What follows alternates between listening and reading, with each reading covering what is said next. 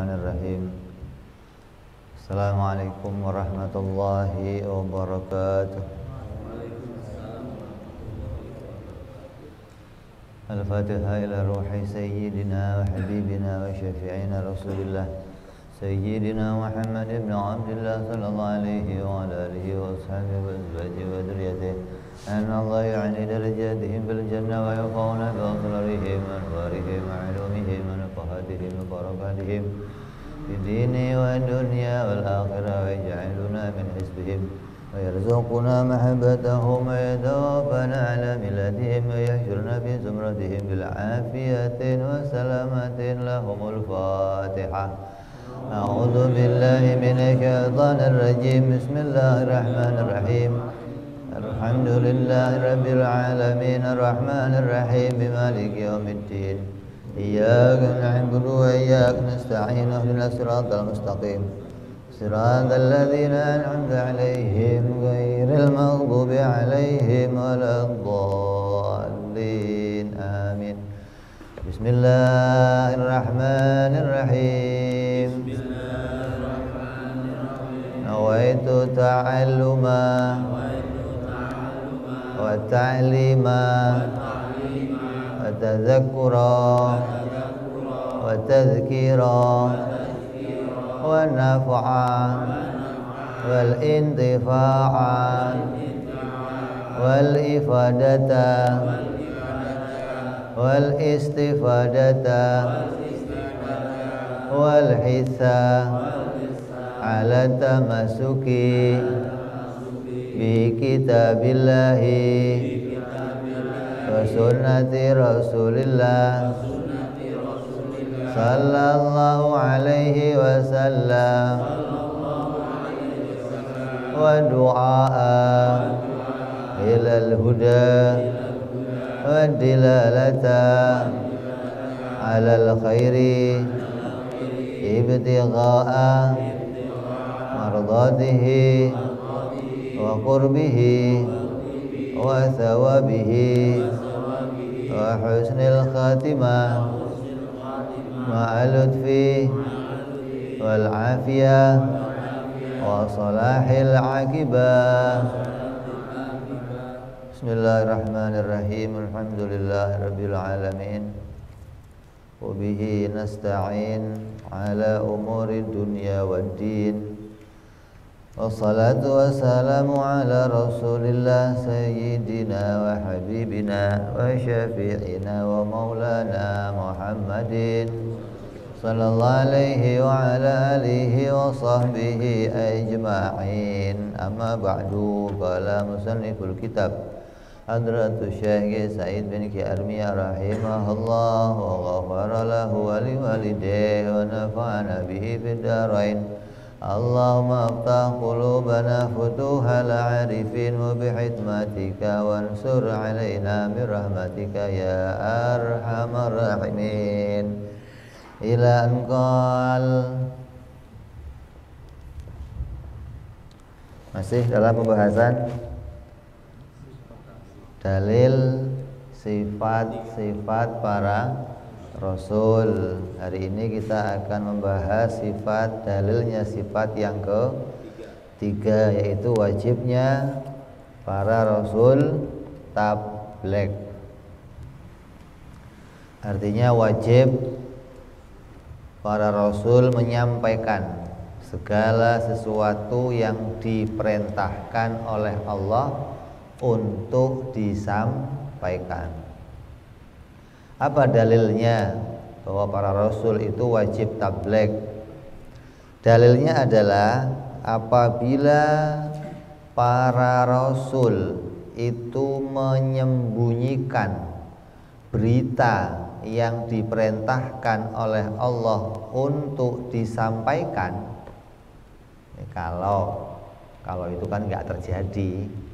Kalau Rasul itu menyembunyikan berita yang diperintahkan oleh Allah untuk disampaikan, maka kita juga diperintah menyembunyikan ilmu yang bermanfaat. Karena Nabi adalah suri tauladan, Nabi adalah panutan. Kalau nabinya menyimpan ilmu, menyimpan pengetahuan, menyimpan berita, maka kita pun diperintahkan menyimpan berita. Tapi nyatanya tidak demikian. Tidak ada satupun dari kalangan para sahabat, kalangannya para tabi'in yang mereka itu menyembunyikan ilmu pengetahuan, tidak ada. Semua yang mereka dapatkan dari Nabi disampaikan kepada orang setelahnya. Begitupun demikian para sahabat menyampaikan kepada tabi'in, tabi'in menyampaikan kepada tabi'in sampai kepada kita. Andai sahabat itu menyembunyikan ilmu pengetahuan, sahabat umpamanya menyembunyikan satu ilmu, generasi berikutnya menyimpan satu ilmu, berikutnya lagi menyimpan satu ilmu, kira-kira yang nyampe ke kita berapa ilmu? Habis. Artinya kalau berita yang mereka dapat dari Rasul Shallallahu Alaihi Wasallam kemudian disembunyikan, tidak disampaikan kepada yang lainnya, maka kita tidak akan mendapatkan Al-Quran 30 juz. Nyatanya yang kita dapat masih 30 juz, berarti tidak ada satupun sahabat yang menyembunyikan ilmu pengetahuan. Tidak ada satupun sahabat yang menyimpan berita yang dia dapati dari Nabi Shallallahu Alaihi Wasallam. Jadi apabila nabinya menyembunyikan ilmu, maka umatnya pun diperintah menyembunyikan ilmu. Lah umat terbaik itu siapa? Sahabat Nabi Shallallahu Alaihi, itu umat terbaik. Kalau mereka itu tidak menyimpan ilmu, mereka saja tidak menyembunyikan ilmu, maka berarti mereka mematuhi apa yang diperintahkan Nabi Muhammad Sallallahu Alaihi Wasallam. Di antara semua kurun, semua generasi, generasi yang paling patuh kepada Nabi ya generasinya sahabat. Ya. Maka kalau sahabat saja itu tidak menyimpan ilmu, maka berarti karena tidak ada satupun perintah Nabi agar kita menyimpan ilmu pengetahuan. Namun adanya kita diperintahkan menyimpan ilmu pengetahuan itu adalah batal, tidak terjadi yang begitu, nggak ada perintah itu, nggak ada. Yang ada itu perintah Allah Subhanahu wa taala yang rupanya ulaika yal'anuhumullahu wa yal'anuhumul la'inun, yang artinya adapun halnya orang-orang yang menyembunyikan ilmu yang bermanfaat, maka semuanya akan dilaknat oleh Allah dan dilaknat oleh para malaikat. Allah saja melarang ya menyembunyikan ilmu pengetahuan, melarang menyembunyikan berita yang datang dari para rasul, apalagi rasulnya. Jadi memang yang ada pada rasul itu ada 3 berita. Ini yang perlu dicatat ini. Nabi menerima tiga macam berita. Yang satu berita yang harus disampaikan kepada umat. Yang satu berita yang harus disembunyikan oleh Nabi untuk pribadinya. Yang satu lagi berita Nabi boleh memilih, mau disampaikan boleh, mau tidak disampaikan juga boleh. Jadi Nabi menerima berapa? 3 macam berita, 3 macam informasi dari Allah Subhanahu wa taala, baik itu langsung dari Allah maupun melalui malaikat Jibril. Itu isi beritanya, semua beritanya ada 3 macam. Lah yang wajib disampaikan yang mana? Yang pertama ini, yang diperintahkan langsung oleh Allah untuk disampaikan. Maka Allah katakan apa? Qul, katakan ya Muhammad, huwallahu ahad. Qul, semua banyak ayat yang di depannya disebut dengan qul. Mananya apa? Nabi diperintah langsung menyampaikannya kepada kita. Ini apa? Jadi petunjuk untuk kita bahwa apapun yang wajib disampaikan pasti disampaikan oleh Nabi. Yang berkaitan sama apa? Berkaitan sama amal ibadah maupun janjinya Allah, maupun ancamannya Allah, maupun berita tentang iman, tentang Islam, tentang mana yang haram, mana yang halal, semuanya wajib disampaikan. Maka tidak ada Nabi yang nggak menyampaikan, nggak. Jadi yang paling pokok apa yang disampaikan Nabi? Yang disampaikan Nabi itu ada 5 perkara. Menyampaikan mana yang wajib, mana yang haram, mana yang sunnah, mana yang makruh, mana yang mubah. Kemudian Nabi menyampaikan apalagi? Mengenalkan kita sifat-sifat ketuhanannya Allah Subhanahu wa ta'ala. Nabi ceritakan bagaimana sifat Allah, bagaimana halnya Allah, bagaimana keadaan Allah, agar kita bisa mengimani Allah dengan sebenar-benarnya. Ini disampaikan oleh siapa? Oleh semua para nabi. Tidak ada satupun yang disampaikan oleh para nabi kecuali menyampaikan tentang berita tentang agama, perintah-perintah Allah, dan juga mengenalkan tentang sifat-sifatnya Allah Subhanahu wa ta'ala.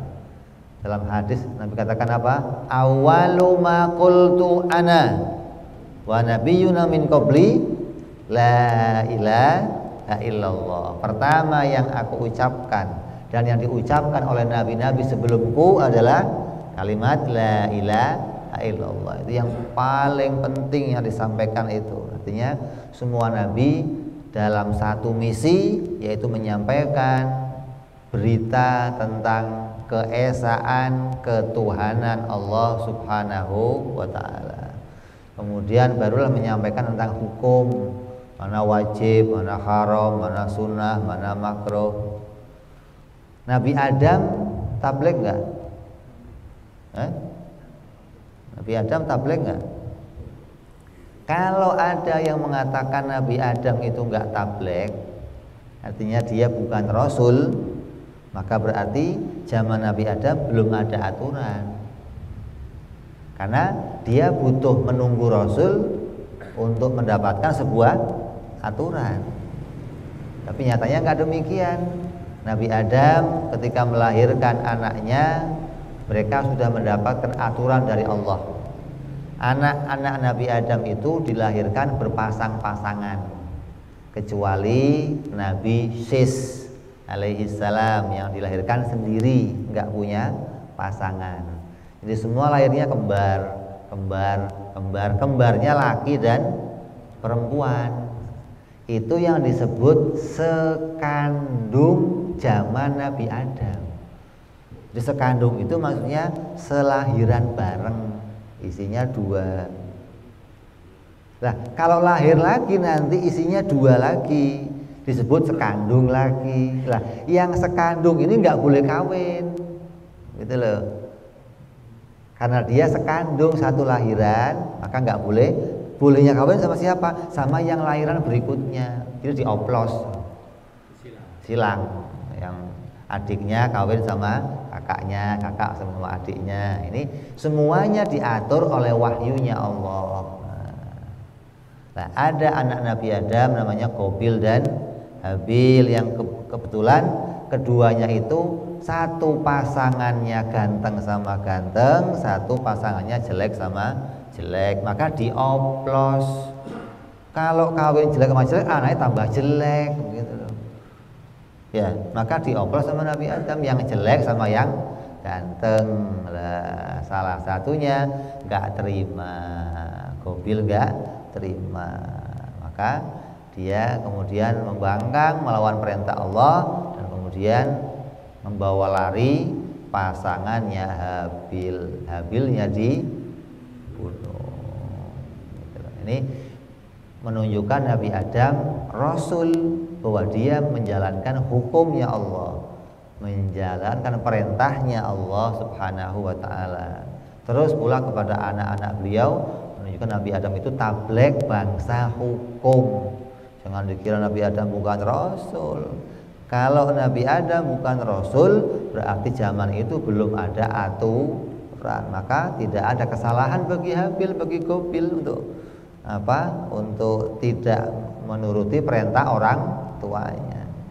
Karena sudah ada aturan, karena dia seorang Rasul, maka berlaku hukum mana wajib, mana haram, mana sunnah, mana makruh. Begitu pula kepada nabi-nabi berikutnya, maka mereka juga tabligh menyampaikan hukum kepada umatnya. Tapi dari Nabi Adam alaihissalam sampai Nabi Allah Idris alaihissalam itu tidak ada orang kafir. Salahnya salah kartu kuning, belum ada kartu merah, belum ada.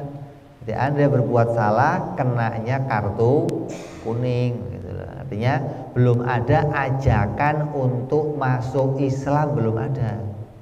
Karena semuanya masih orang Islam. Nabi Adam dan anak-anaknya masih Islam, cucu-cucunya masih Islam, sampai ke Nabi Idris itu pun masih beragama Islam.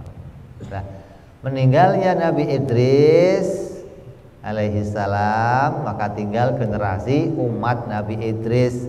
Maka habisnya umat Nabi Idris ke zaman Nabi Nuh ini waktunya lama, sampai mulai muncul kekafiran, hingga habislah orang-orang Islam masa itu, tinggal generasi keluarganya Nabi Nuh yang sampai melahirkan Nabi Nuh. Dan kemudian Nabi Nuh awal Rasul yang mengajak kepada orang-orang kafir untuk masuk agama Islam.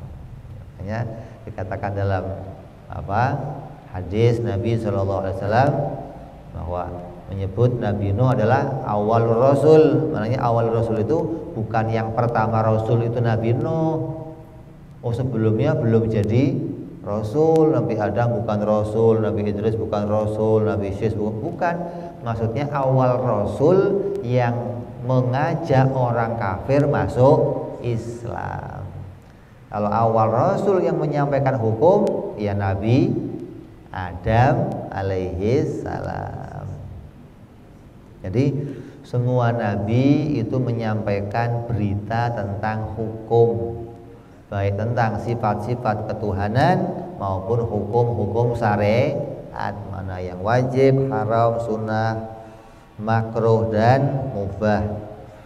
Begitu pula sampai ke zaman Nabi Nuh.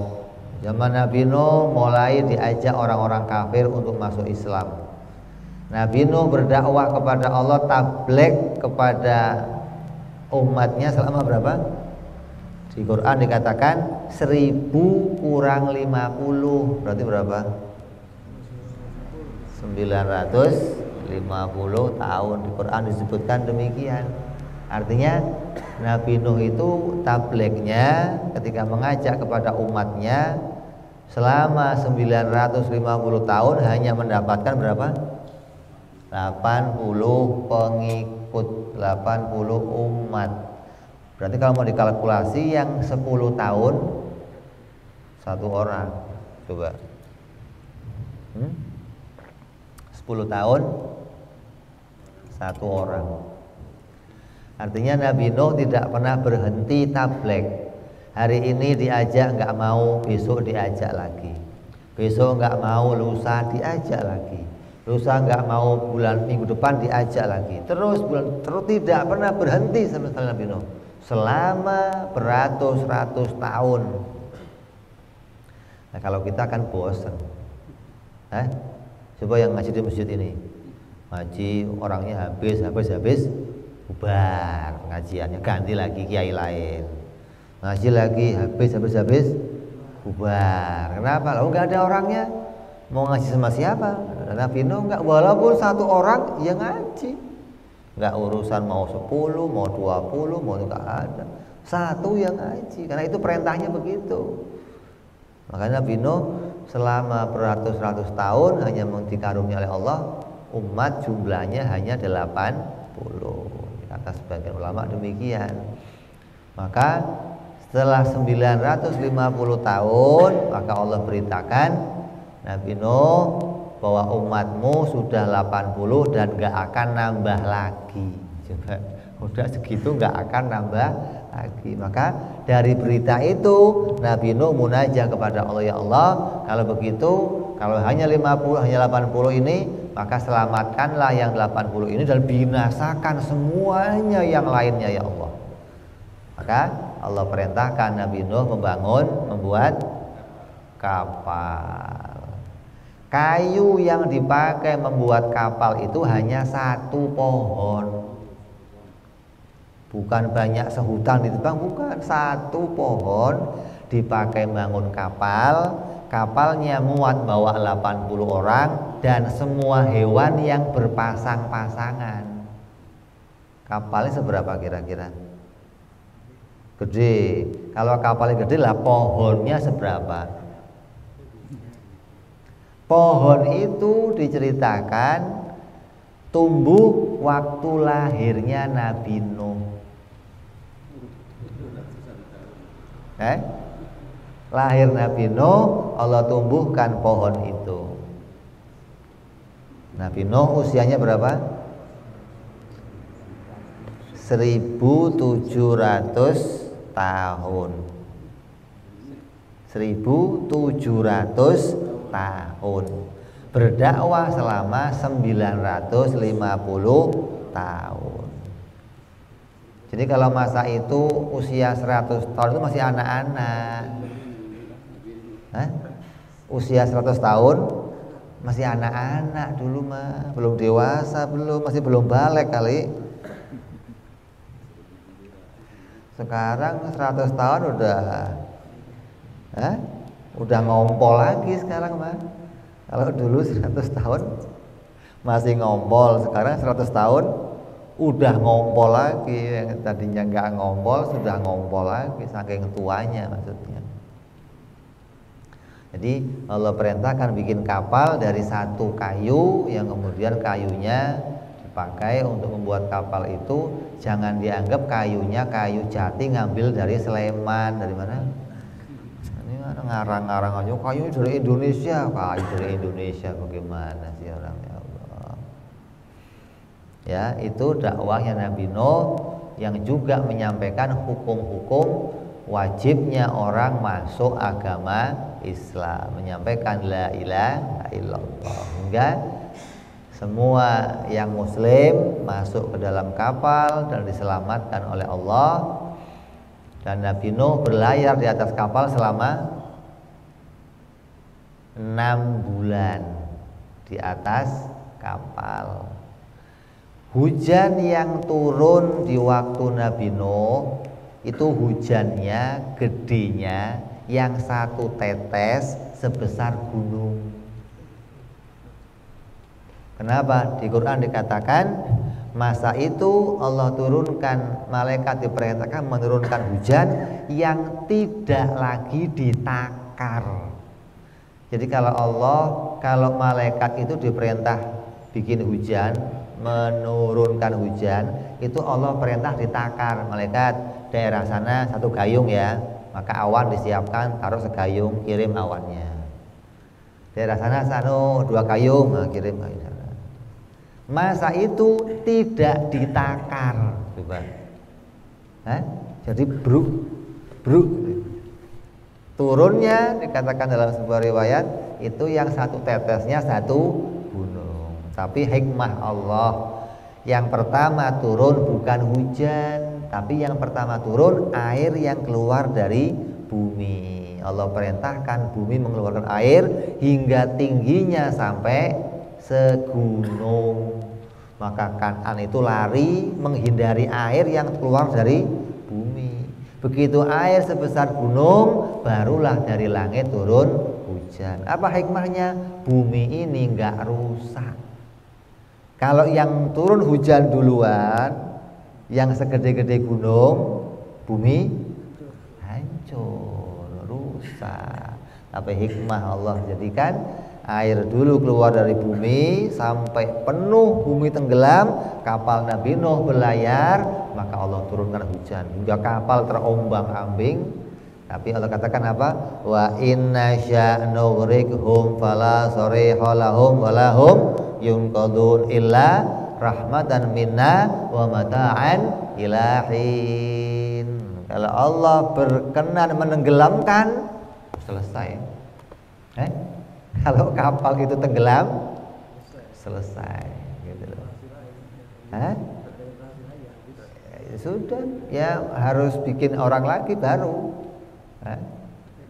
Tapi enggak demikian. Allah berkenan menyelamatkan kapal Nabi Nuh. Sampai diriwayatkan karena Ka'bah itu hancur, maka Nabi Nuh itu haji dari atas kapalnya. Tawafnya dari atas kapal. Allah layarkan dia ke arah Ka'bah, ke arah Mekah, dan dia berlayar di atas Mekah sambil mereka tawaf dan melaksanakan ibadah haji. Ini beritanya demikian. Terus generasi berikutnya lagi setelah Nabi Nuh, Nabi Allah Hud, Nabi Soleh juga demikian. Generasinya belum lama, mereka masih mendengar bagaimana ceritanya banjir bandang. Mereka masih mendengar bagaimana banjir yang luar biasa yang terjadi zaman Nabi Nuh. Tapi tetap saja mereka kafir.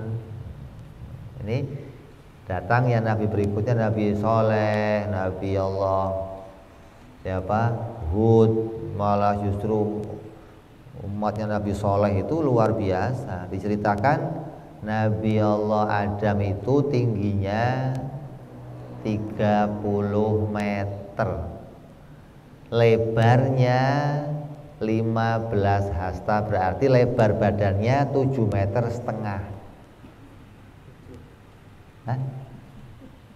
Lebar badannya 7,5 meter, tingginya 30. Kalau tinggi 30 lebar sekamu ya kayak bambu dong. Gimana sih? Makanya. Nah, zaman Nabi Allah, Nabi Soleh, Nabi Hud, ada kaum Ad, ada kaum yang kayak raksasa, perkasa, badannya lebih gede dari Nabi Adam alaihissalam. Nabi Adam udah gede, ini lebih gede dari Nabi Adam, yang hidupnya tinggalnya di dalam gua-gua yang dipahat. Kekuatan badannya luar biasa, yang mereka menganggap dirinya paling kuat di dunia, hingga mereka sombong menganggap tidak ada manusia yang lebih kuat dari kami. Allah jadikan azab kepada mereka dan Allah matikan. Terus satu persatu semua nabi tablek, tidak ada satupun para nabi yang menyembunyikan ilmu pengetahuan. Di antara orang-orang yang kemudian menyembunyikan ilmu pengetahuan adalah orang-orang Yahudi, yang dikatakan dalam yang biasa maulid kita baca itu, maulid apa? Berjanji, maulid tiba.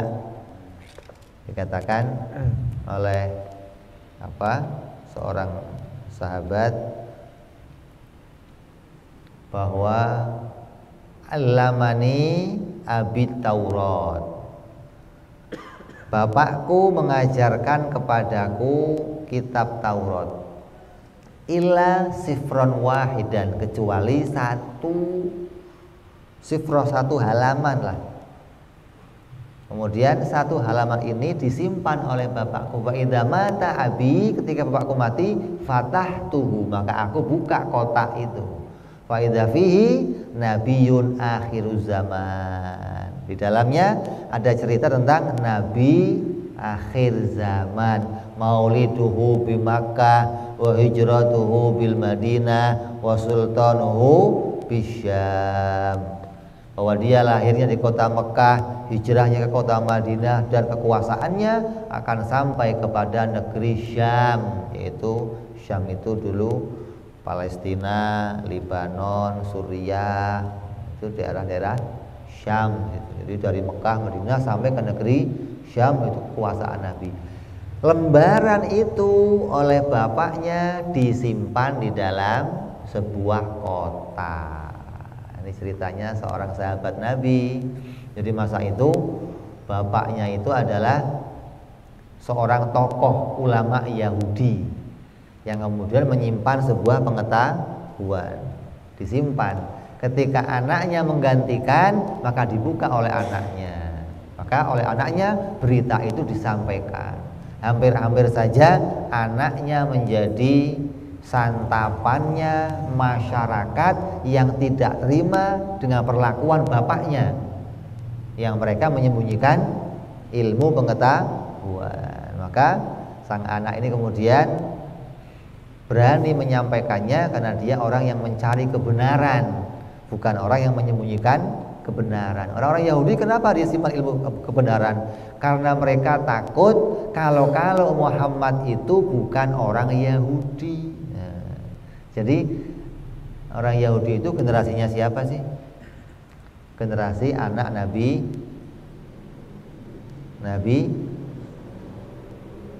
Ibrahim punya anak Nabi Ishak, Nabi Ishak punya anak Nabi Yakub, Nabi Yakub punya anak Nabi Yusuf. Nabi Yusuf ini punya kakak adik, Nabi Yakub punya anak 12. Di antaranya ada Yahudi, ada Binyamin, ada Yusuf, ada yang lain-lainnya. Ini anak Nabi Allah Yakub. Nah, kebiasaan dari orang-orang Yahudi itu, orang Bani Israel itu, yang menurunkan nabi-nabi itu ada kelompoknya. Yang jadi raja ya ada kelompoknya. Oh, keturunannya ini jadi raja. Oh, keturunan ini jadi nabi. Oh, keturunan ini jadi bangsawan. Itu mereka seakan-akan punya kelompok, punya garis masing-masing begitu loh. Nah, apabila ada nabi dari kelompok yang lain, mereka enggak mau. Enggak.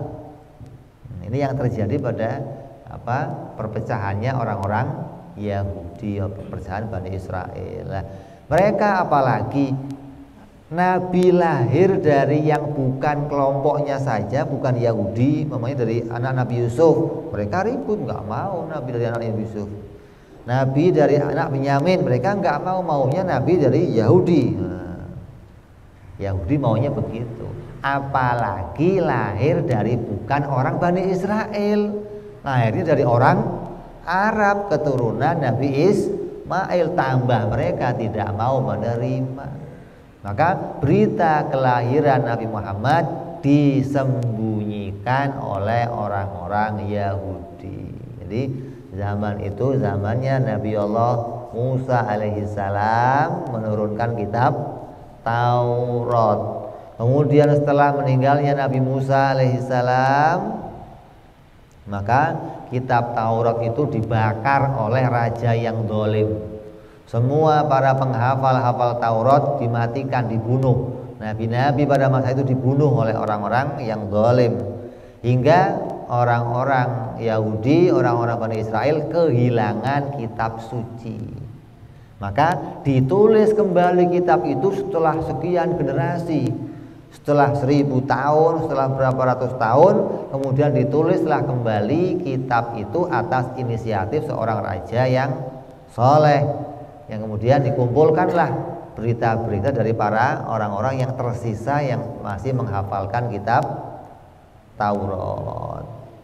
Nah, di antaranya ada petikan-petikan yang setelah kitab Taurat kembali jadi, ada yang disembunyikan, ada yang kemudian dirubah. Maka Nabi Isa alaihissalam datang. Apa kata Nabi Isa? Aku datang untuk mengembalikan Taurat. Artinya untuk kembali meluruskan kitab Taurat. Nabi Isa datang dengan menghafalkan Taurat. Nabi Isa, ada yang kurang dalam Taurat tuh. Nih, diceritakan kembali oleh Nabi Isa. Isinya Taurat begini nih yang asli nih. Selesai, ada yang dirubah, kemudian Nabi Isa menyampaikan lagi kitab Injil. Kitab Taurat ada yang dipotong oleh orang Yahudi, disembunyikan oleh orang Yahudi. Begitupun kitab Injil oleh orang-orang Nasrani ada yang dipotong, disalin. Kenapa? Kitab Injil itu ditulis setelah 300 tahun setelah meninggalnya Nabi Isa alaihissalam dan diambil dari perawi-perawi yang masih tersisa. Kemudian karena mereka tahu Injil itu masih kurang, maka dilengkapilah oleh pendapat-pendapatnya Paulus, pendapat-pendapatnya pemimpin-pemimpin gereja, hingga tercampur aduk antara wahyu Allah dan kemauan para pastor-pastor, para pemimpin-pemimpin gereja pada masa itu. Maka dua kitab ini telah dinodai, dua kitab ini telah dipalsukan oleh para pengikutnya demi mempertahankan jalannya kitab itu sesuai dengan keinginannya. Mereka nggak mau kalau orang Arab jadi nabi. Mereka nggak mau kalau selain Bani Israel jadi nabi. Makanya orang-orang Bani Israel, orang-orang Yahudi tidak mau menerima Nabi Isa sebagai nabi. Mereka menolak. Nabi Isa nggak dianggap sebagai nabi. Orang-orang Nasrani menolak Nabi Muhammad sebagai nabi. Ini dasarnya mereka demikian. Orang-orang yang kemudian menyembunyikan berita dari Allah Subhanahu wa ta'ala, mengacaukan berita yang datang dari Allah. Ini kerjanya orang-orang yang gak senang sama kebenaran. Mereka menganggap kebenaran hanya milik mereka, yang lainnya gak usah bener, gak apa-apa. Coba, ini misinya orang Yahudi sampai sekarang. Apa misi mereka? Tidak ada orang Yahudi mengajak orang lain masuk Yahudi, nggak ada. Yahudi itu agama privasi, agama pribadi, agama kelompok yang nggak boleh orang lain masuk. Nah, mereka ingin agama itu menjadi agama yang kuat. Mereka mempertahankan agama itu untuk kelompoknya. Adapun agama yang lain, mereka membuat segala macam cara untuk merusak agama-agama itu. Kata orang Yahudi, kamu boleh beragama, tapi jangan kuat-kuat. Bukan nggak boleh beragama, bukan. Kan kalau mereka itu normal, mestinya jangan masuk agama yang lain, masuk agama saya, begitu kan? Dianggap agamanya agama yang paling benar. Mereka nggak mau. Agama orang lain dirusak, setelah orangnya rusak nggak boleh masuk agamanya. Jadi mereka pinginnya orang lain celaka, mereka yang selamat. Itu orang Yahudi begitu. Sampai sekarang mereka ini mengobok-obok, mengaduk-aduk semua ajaran agama yang lainnya. Untuk apa tujuannya? Agar orang yang beragama lainnya itu tidak khusyuk dalam beragama. Beragamanya KTP doang gitulah. Maka mereka ciptakan berbagai macam situasi, keadaan agar dalam beragama semua orang itu agamanya hanya dianggap sebagai hal yang sepele. Yang penting ada agamanya, nggak usah patuh-patuh, nggak apa-apa. Ini orang-orang Yahudi. Maka jangan sampai kita salah memahami. Maka hikmah kitab yang paling akhir, yaitu Al-Quranul Karim, Allah turunkan kepada Nabi Muhammad sallallahu alaihi. Apa hikmahnya? Karena kitab sebelumnya semuanya sudah dipalsukan. Lah kalau yang terakhir turun lagi sama orang Yahudi bagaimana? Ya sama saja, dirusak juga oleh mereka, akan dihancurkan juga, akan dipalsukan juga. Makanya kitab yang akhir tidak diberikan lagi kepada orang Yahudi, tidak kepada Bani Israel, tapi diberikan kepada keturunan Nabi Allah Ismail alaihi salam, yaitu Nabi Muhammad sallallahu alaihi wasallam, yang kemudian kitab tersebut menjadi pedoman untuk seluruh manusia sedunia.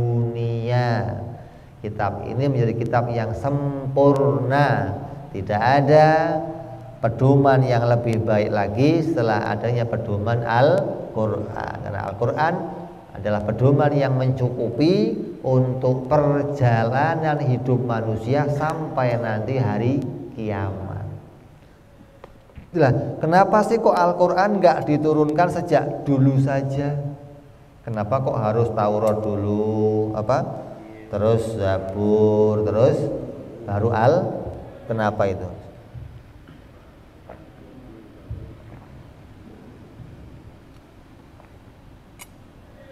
Kenapa?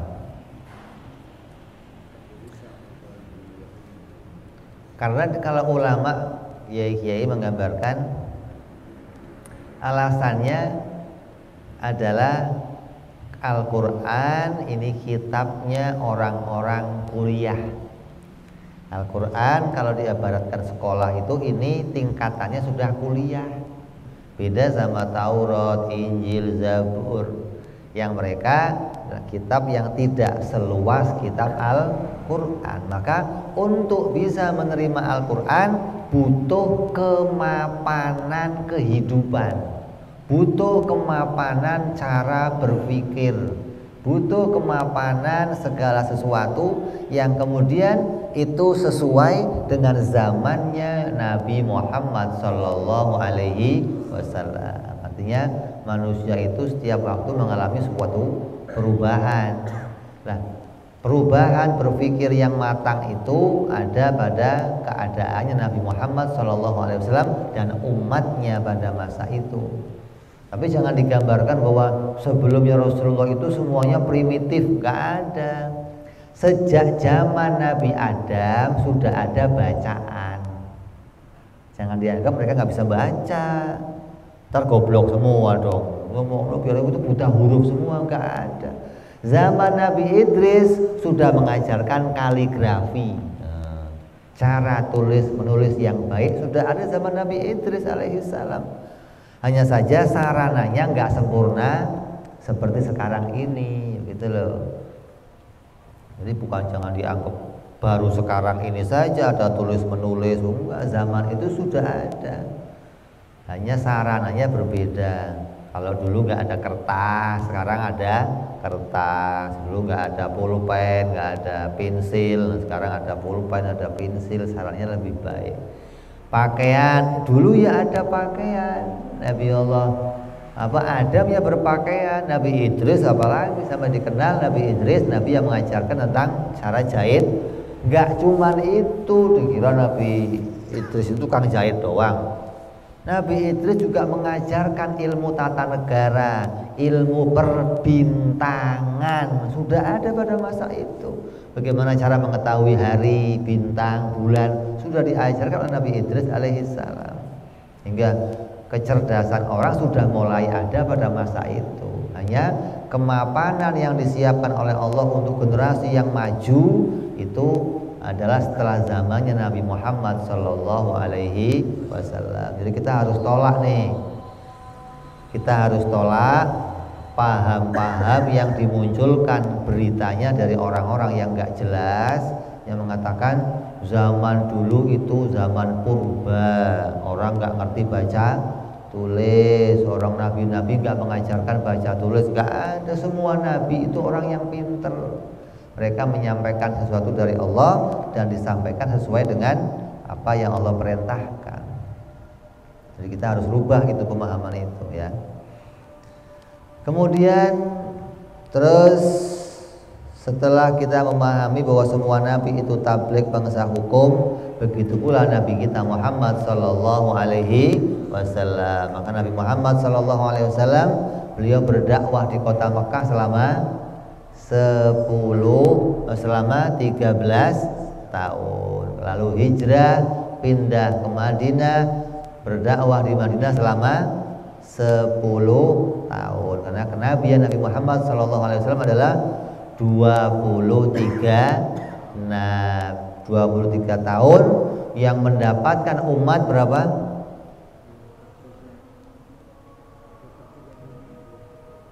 Mendapatkan umat 2/3 dunia. Ada nggak nabi yang nggak dapat umat? Ada, namanya Nabi Ilyas. Di antaranya ada nabi nanti yang tidak mendapatkan umat, ada lagi nabi yang disebutkan dalam berita-berita, ada Sam'un. Ini di antara nabi yang datang nanti ke akhirat dia tidak membawa umat. Nabi Adam itu masih bawa umat. Ada nabi yang nanti di akhirat datang tanpa membawa umat. Kenapa? Dakwah keliling-keliling sesuai perintah Allah, tapi tidak ada satupun yang diberi hidayah oleh Allah, hingga tidak ada yang beriman. Ya, masuk adzan Isya, kita dengarkan adzan sebentar. Fadhal.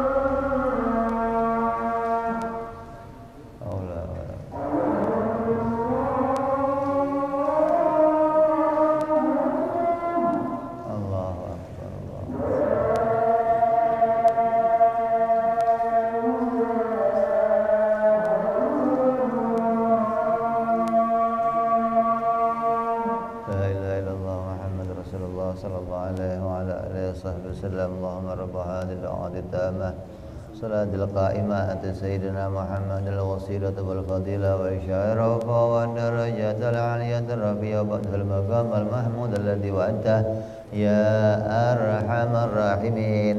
رب اغفر لي ولوالدي، رب اغفر لي ولوالدي، رب اغفر لي ولوالدي يا الله. رب اغفر لي ولوالدي، رب اغفر لي ولوالدي وارحمهما كما ربيانا صغيرا. اللهم بارك لنا وفي أولادنا واحفظهم ولا تضرهم وارزقنا برهم ووفقهم لطاعتك. اللهم بارك لنا ولهم في الحال والمعال والإيال بجاهك بالمتعال. وصلى الله على سيدنا محمد وعلى آله وصحبه وسلم والحمد لله رب العالمين. Terus kita teruskan sedikit. Lalu di antara berita yang disembunyikan Nabi itu apa? Ada berita-berita yang disembunyikan oleh Nabi, yaitu berita yang berkaitan sama perkara-perkara yang menyangkut hal-hal rahasia yang itu tidak diberitakan Nabi. Seperti Nabi mendatangi kaum-kaum tertentu, Nabi datang ke alam-alam lain yang selain alam manusia, bangsa jin, bangsa yang hal-hal itu tidak disampaikan oleh Nabi kepada kita. Maka berita itu oleh Nabi disembunyikan dari manusia hingga kita nggak ngerti. Seperti 10 orang yang Nabi beritakan akan masuk surga. Nah yang lain mana? Ya Nabi nggak diperintah menyampaikan, ya nggak disampaikan. Yang diperintah kok 10 doang, makanya disampaikan cuman 10. Tapi yang Nabi ketahui ya lebih dari 10, boleh saja, tapi tidak diperintah untuk disampaikan. Maka ada pula berita-berita yang Nabi boleh memilih, boleh menyampaikannya, boleh tidak menyampaikan. Seperti apa? Tentang si Umar sekarang lagi ngapain, si Ali sekarang lagi ngapain, itu bagi Nabi berita itu jelas. Maka Nabi boleh saja menyampaikannya, boleh saja tidak menyampaikannya. Seperti halnya yang kita dengar dari beritanya para ulama, di antaranya Al-Habib Abdullah bin Alwi Al-Haddad radhiyallahu an yang mengarang sebuah ratib. Beliau di antaranya adalah seorang yang mendapatkan berita langsung dari Nabi. Dan ini banyak ulama yang mendapatkan ini, artinya mereka mimpi ketemu Nabi lalu mendapatkan berita dari Nabi secara langsung. Yang berita itu belum pernah disampaikan Nabi sebelumnya. Loh, kok ada berita yang disampaikan Nabi kepada orang tertentu yang berita itu belum pernah disampaikan kepada para sahabat? Berita apa itu? Tadi berita yang Nabi itu boleh milih, mau disampaikan boleh, tidak disampaikan juga boleh. Di antaranya apa? Katalah Habib Abdullah, ketika aku berjumpa dengan Nabi, bermimpi berjumpa dengan Nabi, maka aku meminta kepada Nabi agar menyampaikan kepada aku satu berita yang belum pernah disampaikan orang kepada orang sebelumku, kata beliau. Maka Nabi katakan, bawa tasbih. Perintah Nabi itu suruh bawa tasbih kemana saja pergi. Sering-sering kita membawa tasbih dan berzikir menggunakan tasbih. Walaupun tasbih itu tidak kamu pakai zikir, bawa kantongin. Kenapa? Yang membawanya mendapatkan pahala. Kenapa itu? Karena ini alat untuk zikir. Bawa alatnya saja berpahala, apalagi kamu pakai. Masukin tas, masukin kantong, mana aja lah, yang penting di situ ada tasbih yang biasa kamu bawa. Dan ini berita baik. Artinya andai kamu kok mati, anak kamu buka tas kamu, buka pakaian kamu, kok nemu tasbih, mesti husnudzon. Bapak ahli zikir loh, Masya Allah. Bapak saya dulu tukang wirid. Nah, buktinya apa? Tuh ada tasbihnya. Nggak ngerti dikantongin doang, nggak ngerti dia. Pokoknya masih ada orang yang husnudzon kepada kita, ya. Ini diantara ada berita yang disembunyikan dan ada berita yang Nabi boleh memilih, mau disampaikannya dulu boleh, sekarang boleh, nanti boleh, kapan saja boleh. Nah, ini yang harus kita imani. Jadi dalilnya apa Nabi tabligh? Dalilnya adalah apabila Nabi menyembunyikan ilmu, menyembunyikan perintah yang Allah perintahkan itu untuk disampaikan mengenai wajib, haram, sunnah, makruh dan mubah, maka pasti kita pun akan menyembunyikan mana yang wajib, haram, sunnah, makruh, mubah. Nyatanya enggak demikian. Semua yang haram oleh sahabat disampaikan ini haram.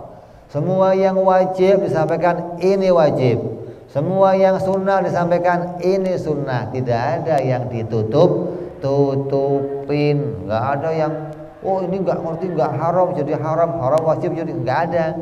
semua disampaikan secara jelas, hingga ulama dari sejak dulu sampai sekarang, ulama fikih khususnya, tiap waktu berada dalam kesibukan menetapkan hukum. Kita harus bersyukur nih kepada para imam kita. Di antaranya siapa? Para Imam Nawawi, Ar-Rafi'i. Kenapa? Beliau adalah orang-orang yang seluruh hidupnya diabdikan untuk umat, untuk menetapkan hukum-hukum dari kitabnya Imam Syafi'i radhiyallahu anhu. Gitu loh, Imam Syafi'i nulis kitab. Maka beliau orang yang sibuk merumuskan. Ini Syafi'i menurut begini, oh maksudnya ini hukumnya wajib, oh ini sunnah, oh ini haram, semua dibuka oleh dia. Maka di antara orang yang membaca kitab Imam Syafi'i, rujukannya pasti Imam Nawawi atau Imam Romli. Ini karena mereka adalah orang-orang yang sibuk mengambil kitab-kitab itu untuk meluruskan hukum-hukum yang disampaikan kepada umat. Jangan sampai kita nggak ngerti hukum-hukum tersebut. Begitupun kepada pendahulu-pendahulu. Nah, kalau sahabat bagaimana? Tiap sahabat itu diantaranya mereka adalah mujtahid. Tiap hari sahabat berfatwa. Coba. Kenapa? Ketika ada orang datang, ya sahabat ini gimana hukumnya, ini kata dia begini hukumnya, nggak pakai kitab lagi. Hah? Kitabnya Al-Quran, langsung hadisnya Rasul, nggak pakai kitab fikih, nggak pakai kitab tauhid, nggak ada tafsir, nggak ada. Maka fatwanya langsung dari sahabat. Hukumnya begini, hukumnya begini. Lah, setelah zaman Imam Syafi'i baru dibukukan, dirumuskan, dijadikan kitab-kitab hingga kita lebih mudah lagi mengetahui semua hukum-hukum yang disampaikan oleh Nabi Muhammad SAW, hingga menjadi fan ilmu pengetahuan. Ada tafsir, ada fikih, ada hadis, ada tauhid, semuanya dibukukan oleh para sahabat, kemudian tabi'in dan sampai kepada ulama-ulama berikutnya. Mudah-mudahan kita mendapat keberkahan ini dan mereka semua oleh Allah diberikan pahala yang luas. Allah angkat derajat mereka kepada surga yang setinggi-tingginya. Kemudian setelah kita bahas tentang sifat wajibnya para nabi itu tabligh, insyaallah kita akan lanjutkan kepada dalil wajibnya para rasul bersifat fatona insyaallah. Wallahu a'lam bishawab. Wa ila hadratin nabi. Al-Fatihah. A'udzu billahi minasyaitonir rajim. Bismillahirrahmanirrahim. Alhamdulillahirabbil alamin arrahmanir rahim maliki yaumiddin. Iyyaka na'budu wa iyyaka nasta'in ihdinas siratal mustaqim. Siratal ladzina an'amta 'alaihim ghairil maghdubi 'alaihim waladdallin. Amin.